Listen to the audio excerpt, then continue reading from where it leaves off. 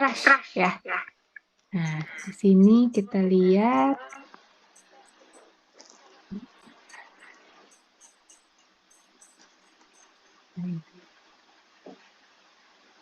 nih, 7 prinsip web trust ya.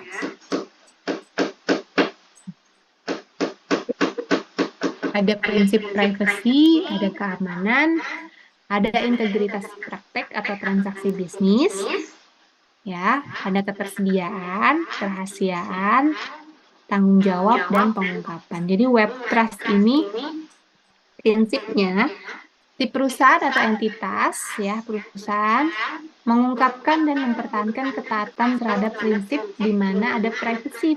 Privacy ini melindungi informasi yang mengidentifikasi pribadi pelanggan. Contohnya, kalau web trust di sini adalah e-commerce. Kalian pernah atau sering ya pasti menggunakan e-commerce buat belanja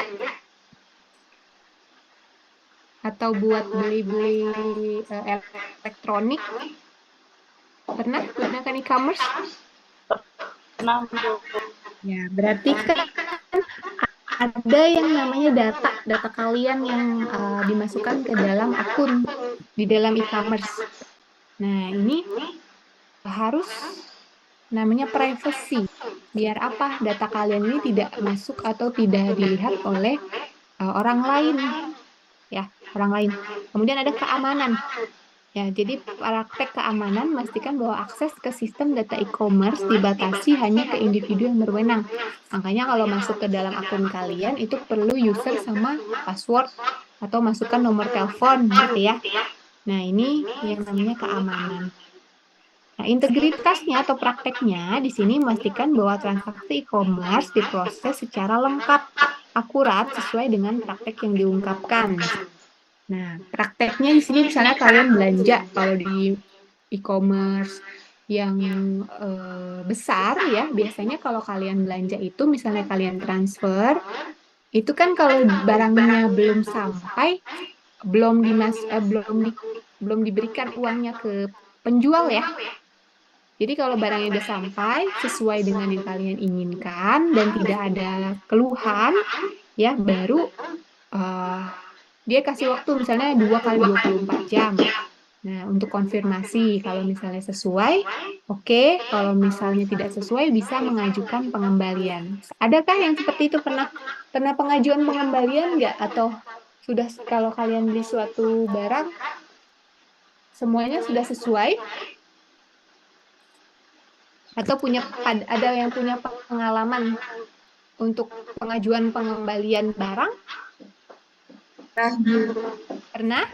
Pengajuannya kita datang langsung ke jasa kirim ya, mengirim balik atau gimana? Atau pengembalian uang?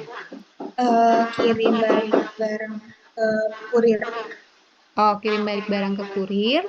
Lalu kamu dapat barang baru atau pengembalian uang? Itu aku pilihnya pengembalian uang. Oh, pengembalian uang. Oke, berarti kan itu aman ya buat dana kita tidak langsung diberikan ke penjual. Ada ya, misalnya dari contoh penipuan dari Instagram misalnya ya. Contoh Instagram itu kan banyak sekali iklan-iklan penjualan produk, tetapi tidak diprotek.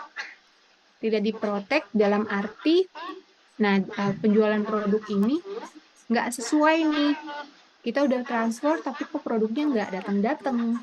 Nah itu tiba-tiba WA, kita biasanya menginfokan melalui WA ya, biasanya kalau Instagram. Nanya bla bla bla sudah transfer, terus ternyata setelah kita transfer WA yang si penjual itu nggak bisa dihubungi lagi. Ya ada yang punya pengalaman sudah transfer, tapi ternyata barangnya tidak dikirim-kirim, atau semua melalui e-commerce yang sudah terpercaya, atau pernah nggak tertipu di Instagram? Kadang-kadang kan suka bagus-bagus tuh iklannya ya. Nah, ada yang tertipu nggak? Pernah tertipu nggak? Beli apa gitu ternyata barangnya tidak dikirim. Itu. Ya, jadi hati-hati terhadap beberapa e-commerce ya. Usahakan e-commerce yang sudah protect atau privasi keamanan si e-commerce tersebut sudah layak untuk, atau istilahnya sudah banyak sekali konsumen yang mengakui kalau e-commerce tersebut baik gitu ya, bagus dalam pengelolaan penjualan. Ya, ini kalian bisa nanti baca. Nah, 4 prinsip trust ya, sistem trust, di mana ketersediaannya adalah sistem tersedia untuk dioperasikan dan digunakan pada waktu yang ditetapkan dan permintaan atas atau kesepakatan tingkat layanan. Kalau keamanannya, sistem melindungi dari akses psikis orang yang tidak berwenang. Hampir sama dengan trust, tapi web trust ini adalah layanan untuk si konsumen. Kalau distrust ini lebih ke